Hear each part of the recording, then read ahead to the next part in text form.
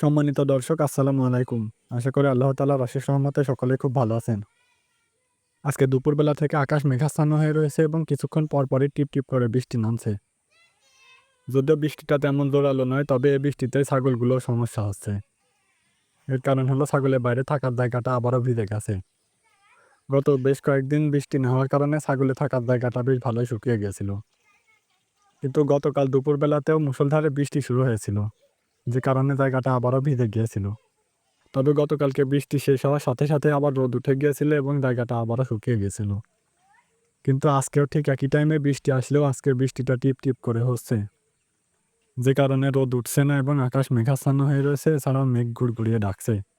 এখন ছাগলগুলোকে কিছুটা নেপিয়ার ঘাস খেতে দিয়েছে এবং আমার গরু দুটাকে কিছুটা দেশীয় ঘাস খেতে দিয়েছে। আর বৃষ্টিটা আপাতত কিছুক্ষণের জন্য বন্ধ হয়েছে, কিন্তু হয়তো বা কিছুক্ষণের মধ্যে বৃষ্টি আবার শুরু হয়ে যেতে পারে। এখন ছাগল গরুগুলো এই ঘাসগুলো খেতে খেতে আমি তাদের জন্য মাঠে গিয়ে কিছুটা নেপিয়ার ঘাস কেটে নিয়ে আসবো। যদিও ঘাসগুলো ভিজে রয়েছে, তবুও কিছু করার নেই, ভিজে ঘাসগুলো আজকে বাধ্য হয়ে কাটতে হবে। তবে আমি আপনাদেরকে আমার ডেইলি রুটিনে আরও একটা কাজ দেখাইনি। সেটা হলো আমরা সবজি আবাদ করি, যে কারণে প্রতিদিন সকালবেলায় সবজিগুলো বিক্রি করতে আড়তে যেতে হয় এবং আড়ত থেকে বাড়িতে আসতে প্রায় 8:30 বেজে যায়। আড়ত থেকে বাড়িতে এসে কলেজে যাওয়ার আগেই কিছুটা ঘাস কেটে রেখে যায়, যে ঘাসগুলো ছাগল গরুগুলো দুপুর পর্যন্ত খায়।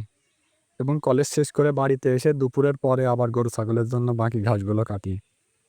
কিন্তু আজকে 2 দিনই বৃষ্টি হওয়ার কারণে আবার ঘাসগুলো ভিজে যাচ্ছে। যাই হোক, কিছুই করার নেই, বর্ষাকালে এভাবে ছাগল গরুগুলোকে পালন করতে হয়।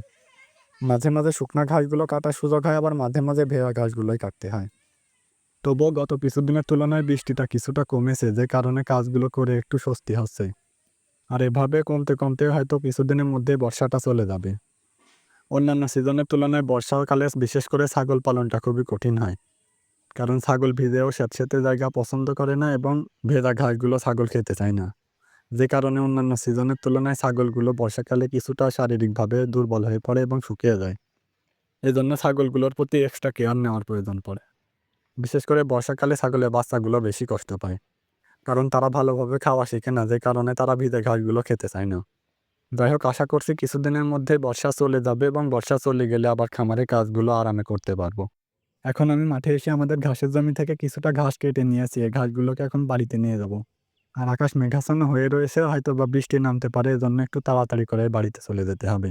এছাড়াও আগে আপনাদেরকে বলেছি যে আমরা সবজি আবাদ করি, যে কারণে ঘাসগুলোকে বাড়িতে রেখে চুর করে ছাগলগুলোকে খেতে দিয়ে আবার মাঠে আসতে হবে সবজি তোলার জন্য। আর এভাবে চরম ব্যস্ততার মধ্যে কাজগুলো করতে হচ্ছে। যদিও কিছুদিন কলেজ বন্ধ থাকার কারণে কাজগুলো একটু গোছাতে সহজ হচ্ছিল, কিন্তু আবার কলেজ শুরু হয়ে যাওয়ায় আবারও কাজগুলো করতে একটু সমস্যাই হচ্ছে। তো এখন আমি আবার ঘাসগুলো নিয়ে বাড়িতে চলে এসেছি এবং মেশিনে ঘাসগুলোকে চুর করে ছাগলগুলোকে খেতে দিয়েছি। আর গরুগুলো এখনও দেশীয় ঘাসগুলোই খাচ্ছে। তো ভিডিওটিকে আর বড় করে আপনাদের এবং আমার উভয়েরই সময় নষ্ট করব না। এখন প্রায় বিকেল হয়ে এসেছে, ছাগল গরুগুলোকে একটু বেশি বেশি করে খাবার দিয়ে আমি আবার মাঠে যাব কিছুটা সবজি তুলতে। তবুও শত ব্যস্ততার মধ্যেও আমি আপনাদের জন্য ভিডিও তৈরি করি এবং ভিডিওগুলোতে আপনারা বেশ ভালোই রেসপন্স দিচ্ছেন। তো সকলেরই সুস্বাস্থ্য কামনা করে আজকে ভিডিওটিকে এখানে শেষ করে দিচ্ছি। সকলে খুব ভালো থাকবেন, সুস্থ থাকবেন। আসসালামু আলাইকুম।